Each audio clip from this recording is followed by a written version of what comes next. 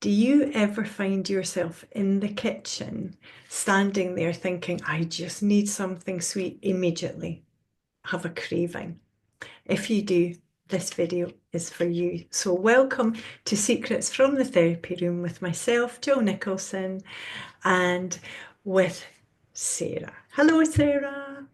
Hello, Jill. It's good to be here with you, talking all things cravings. Often they can be so tricky, can't they? So tricky, and I think it's fair to say both of us have experienced cravings in the past, and Yeah, and still do. I think we probably always will do. I think many people do, yeah, but I think it's how they impact us as individuals, and all of you guys that are listening as individuals, and what we do with them. yeah, absolutely. Because I think it can feel so overpowering. And I remember that place myself, which is almost everyone get out of my way. I am going to have this. And if I couldn't, or there was other people around, I'd find a secret way Mm. to meet that craving that people wouldn't see, but it can feel as if it takes you over. And I think I see with clients that often we can feel like I have no power over this. A craving has come, it's just knocked me over. Um, how do you help a client that is in that place of like it's too overpowering, Sarah? Yeah. Oh, and I think it will vary slightly depending on who I'm working with and what they want. I think it's meeting everybody as an individual, but I think it's starting with understanding the craving. What's it trying to tell us? What's that craving there for?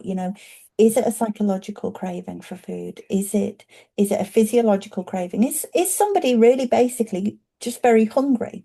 And their body's saying they need some very fast energy, which is usually high sugar, high fat foods. So, it's about checking that out, checking out what's happening with their relationship with food, but also thinking about psychologically, is it is it the food that they're craving, or is it something else?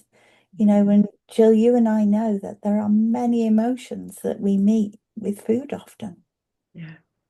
Yeah, absolutely. I think it's so important that distinguishing between is it a physiological need? So either we need something, have we left it too long since we've eaten? But also if we're eating, for example, a lot of sugar, our body gets used to it and it craves it and it'll be sending out those signals to us. But in another way, is it an emotional or a psychological response? Because I know for myself, food was really an anesthetic for me. It numbed me. Yeah. And that meant if I had a difficult emotion, say I was angry at somebody, of course, did in my young days, did not show it. Um, that feeling of anger to someone else would be deactivated um, by hunger. So I would immediately be like, oh, I'm starving, I'm really hungry, as if the wiring got all mixed up. So the negative feelings would immediately go to, oh, I'm hungry. Yeah, I need something to eat, even if I just had dinner. Yeah. Yeah. And I think for me, likewise, that food was about pleasure. It was about finding a nice feeling. Mhm. When feelings were difficult, it was about saying, well, this will feel nice. Yeah. But I think it's with anything, we've got to think about the workability. If we think about anything that we use to get through a difficult situation, is it workable? Can it be done in the long term without harm to ourselves? Mm. And I think, an odd bar of chocolate, yes. But if we find ourselves reaching probably more than an odd bar of chocolate in my case, but that's okay. But I think if we find ourselves constantly reaching for food when it's not food that we actually need to resolve the difficulty, then there's a risk of long-term harm to ourselves. And I think neither of us is saying, Jill, you can't eat this or you can't eat that. And if somebody is okay meeting their needs with food, we're not here to say don't. I think Yeah. we're here to offer support and ideas for people who are struggling with having that as their only way of meeting their needs. Yeah, yeah, and that's a really kind of important one. I think it's when it becomes problematic for somebody. Yeah. Yeah, that's where some of the tips and tools that we're going to discuss Mm. will come in. One of the things that I think is a challenge because we're always truthful. We're not going to be, oh, you do it like this is easy. This is difficult Well, stuff. we're human, aren't we? We're all human, and it's a struggle. It is. And I think it's that tolerating the discomfort, that building. I want it. I want it now. I need it. Being able to ride out that craving, um, it is really crucial. But it feels awful. It does. And I think as humans, from a very young age, we're taught to do something with awful feelings. We're Mhm. taught to get rid of them in some way. And so, what do? We eat. And they're uncomfortable, of course. But I think it is about, as you say, being with those feelings and allowing them to be there, because pushing them away is probably not going to work. If we just try and ignore them, Yeah, going to be there in front of us because they want to tell us something. yeah, So I think it's about letting them be there, but finding a way that they don't have to be in control of us. So let those cravings be there, let those feelings be there, and acknowledge them. I see you, I hear you, I feel you. yeah. And what is right for me, what feels, the best for me right now Mhm. is to do A, B, and C.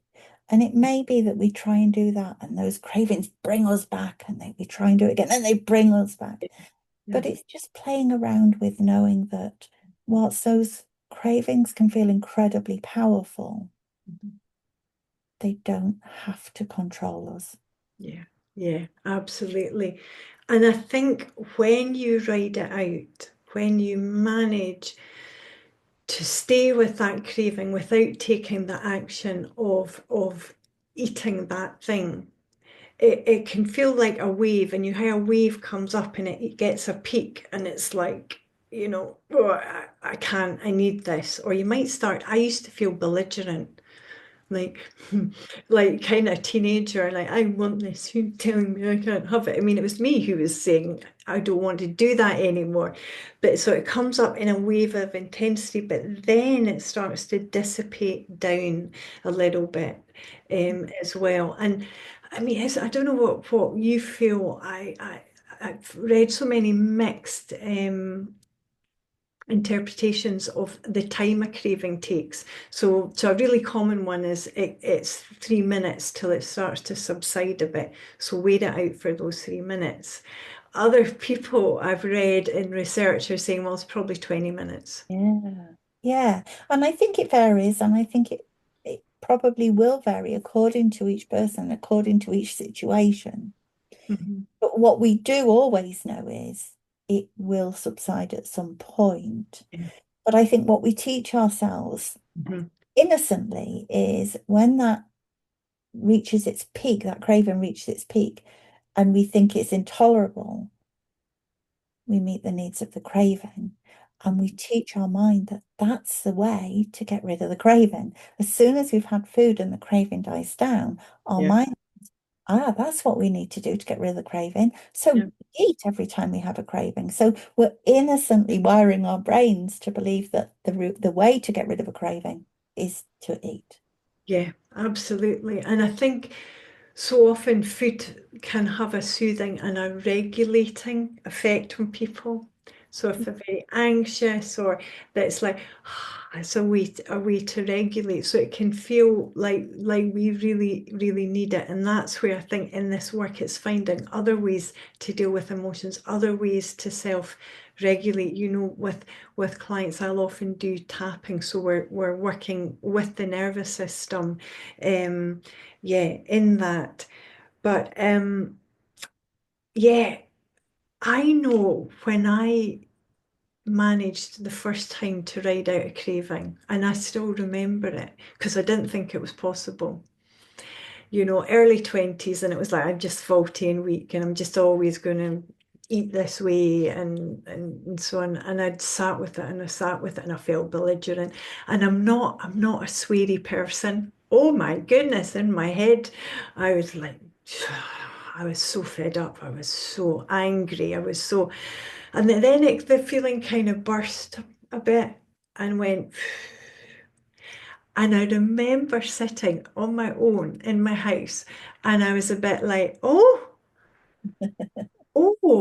And then I was a bit like, there's no one there, but it's a bit like, check me out. Check me out. I managed to ride this out. Did I manage every time after that? No, but I'd interrupted the pattern by managing it once.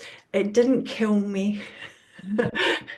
And I wasn't climbing the walls and it had subsided. And I started to feel a sense of regained power over food, not food having power over me. Yeah.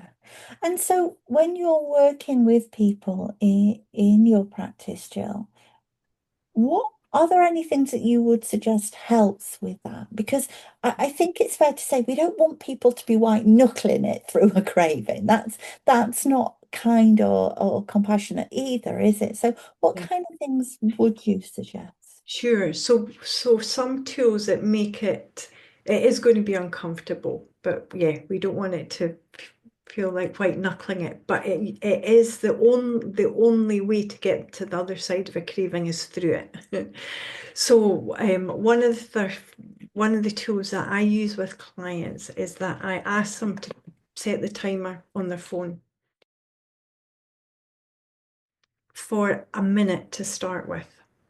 And if they still want that thing at the end of a minute, have it. But we're just starting to interrupt a pattern. And then the next week, ask them to set it for 2 minutes. And if they still want that thing at the end of 2 minutes, have it and enjoy it, savor it. And then we go on each week adding to that time. And what then happens, it accumulates over time and actually to the cravings past and it gets to, all right, I've done 7 minutes or whatever it might be for somebody. I don't really want it as much anymore. So that's a way, it's almost a retraining. And as you were saying, that kind of wiring, and it's interrupting the pattern. And I think it's recognizing, as you say, that a craving is like any other feeling, any other emotion. Mhm. And we talk often, don't we, about counting to 10 if you're angry. Don't speak, count to 10 and then see. Because what we're doing is giving some space. And when we have some space, we have the opportunity to kind of see what's happening rather than be down that rabbit hole with it. Yeah, And yeah. then, I know that sometimes I can be really angry about something. Mhm. And if I respond in that moment, my anger comes out and, it's not helpful. But if I can let it go for a while, let it be there, know it's there, and Mhm. honor it, but carry on doing what is right for me at the time, Mhm. I can come back to it and infinitely the next morning I'll think, why was I so angry about that? And I think, we see that with anger and with anxiety but Mhm. cravings somehow, because there's a physical element, somehow feel a bit different, don't they? And yet they're not really. No, they're not because it can be interchanged, with the physical. And that's where, in some ways, the interrupt is important about just taking a bit longer before having that thing, using the timer on your phone. So we're retraining the physical part, but also as someone is waiting and the craving hits its height, you will probably feel the intensity of the emotions of what you're feeling. And that might be, I'm so angry, but it's not safe to be angry, or I'm so anxious, I might feel like I'm going to pop, and then it dissipates. So the second thing I would say, the timer is the first one, and the second one is, what is it that you're actually feeling in the intensity of it? What's its actual name? Now you might say, somebody might say, in that intensity, they'll be saying that Jill and that Sarah. timer. They're like, oh. Their fault I feel like this. Yeah, yeah. But if we're being really true and we drill down to the actual feeling, it might be it's the anxiety that I'm finding hard to sit with, or someone who is, for example, a people pleaser and they've not pleased someone and that feels intolerable. That's in there too. The guilt, Yeah, guilt. absolutely. And And so, it's a big emotion, isn't it? Is guilt that often we don't want to feel and we'll do anything to not feel it. yeah, the guilt and the shame. And if we can name them, we can change them. And I know that sounds a bit like a tagline, but then if we know I feel really guilty or I feel really anxious, we have so much more information than I need a Snickers bar. In fact, I'll get two because I'll probably need two. So we've moved a stage forward in interrupting the process, but also in being able to name it in that way and find out what it is. Sometimes there's a theme under it. I know for me it was negative feelings was the theme that I was feeling. I never craved things because I felt really happy with something I've done. I'd done something well, wasn't craving a Snickers bar then. It was when I felt I hadn't done something well, something had gone wrong. It's covering up discomfort. Yeah, yeah, I yeah. think, there will be people listening, and I work a lot with people who are neurodivergent, and some of those people really struggle to pinpoint their emotions. They might say, I don't know if it's anxiety or anger, or I don't know what that feeling is. And I think that in the beginning, it's okay to say, I don't know what the feeling is, but I know there's a feeling there. Yes. You don't necessarily need to name it to work with it. Yeah, absolutely. And that is a step forward. Even if it's the feeling is that there's not yet a name for it, a specific name for it. We've acknowledged it and it's here, that kind of place. But I think, in a third thing, which I think you connects to something you said earlier about almost being able to stand back from it by the timer, by the naming it, instead of being in it, we can almost get above it. You're almost a bit above and look down on it. And in that it can separate us slightly from being in the middle of it, just feeling flung around by it. And I think it's in those moments, just like my moment of the first time I was able to ride out a craving, and it feeling powerful. It also brought that sense of I am more than a craving. I am more than a thought of I need chocolate. And I'm also more than my anxiety. I'm not just anxiety. And I think that's so important to see for all of us, isn't it? That we're not the thoughts that we have, we're not the feelings that we have, we're the vessels that hold those thoughts and feelings, and they pass through, and some stay longer than others, and some feel trickier than others. But that's not who we are. And I think, I would term it our observer self, that part of us that can, as you say, step aside, step above, and observe what's happening. Mhm. That part of us doesn't get caught up in it. That's the part that can be curious, that can say, oh, look what's happening there. Mhm. And it can change it. I often will say in terms of it's the difference between being in a house of horrors and watching a house of horrors on the TV. The Yeah, emotions feel less intense because there's some distance there. yeah, So yeah, it's about watching it as we would a TV screen and seeing it and feeling some of the feelings that go with that, but yeah, knowing we're not in it. yeah.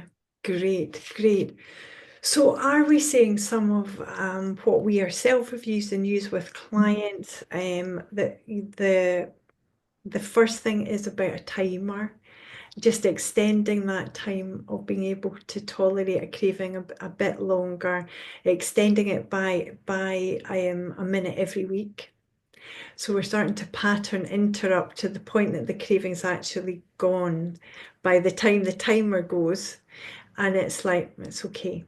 Yeah.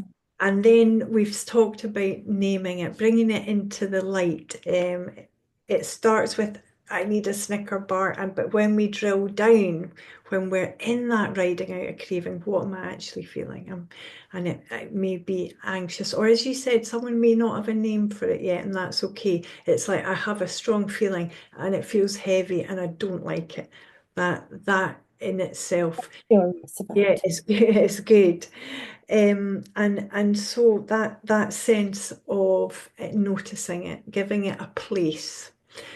And then the third thing that we said was, and I like the way you put it about being like the observer self, to be able to come out of it a bit. We're not just a craving, we're not just our thoughts, we're not just our drives, and being able to look on it with, as you say, a little bit of distance or a little bit of a buffer. Yeah. To, Yeah. yeah, I think through all of those three phases, what we weave through it is kindness and compassion. Because some yeah, days the cravings will get us and we'll go, we will get that bar of Snickers. And it's about being kind to ourselves on those days and recognizing we're yeah. human through it all. Yeah, yeah, absolutely. And an acceptance of that. I think working with cravings, working with emotional eating, it's often not linear. It kind of more goes, oh, that this morning went well. Afternoon didn't. Okay. Don't fling the baby out with the bathwater. Don't say, well, I've blown it now. Just get back on track, see how the afternoon goes. Hmm. Then the next day might start badly, but then the rest of it goes well. And it's being able to know that we're human and that is still progress because you're learning how to do something differently that you've probably done for a very, very long time. Absolutely. And that progress is, I was going to say rarely, but never linear. It's messy and it's here, there, and everywhere. Yeah, And it's still progress, Jill, right? absolutely. Oh, thank you so much, Sarah. Is there anything else you would like to say as we end? No, I think it's just to give people that kind of confidence to give it a go. Give it Mm, a go. yeah, If you try it and it feels difficult, well, that's okay. I think it is for everybody.